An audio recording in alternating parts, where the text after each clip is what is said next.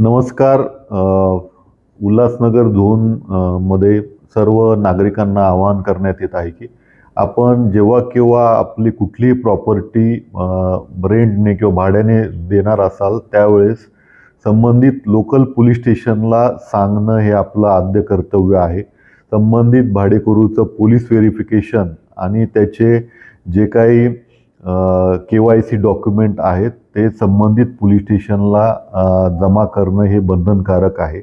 या अनुषंगाने माननीय पोलीस उपायुक्त विशेष शाखा यांनी एक मनाई आदेश पण काढलेला आहे. त्या मनाई आदेशाचा जर कोणी भंग करत असल्याचं आढळलं तर आम्ही त्यांच्यावरती पुढील कायदेशीर कारवाई जी आहे ती करणार आहोत.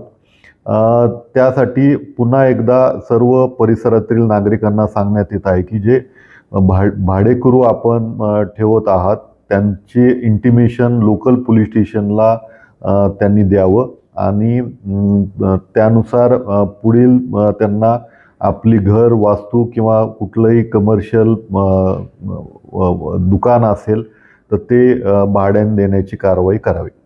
जर कोणी असं केलं नाही तर त्याच्यावर कशा प्रकारे कायदेशीर कारवाई होईल? त्यामध्ये ह्या ज्या आदेशाचा भंग आहे या अंतर्गत आपण लोकसेवकाने दिलेल्या कायदेशीर आदेशाचा भंग केला या अनुषंगाने BNS सेक्शननुसार आपण कायदेशीर कारवाई करत आहोत.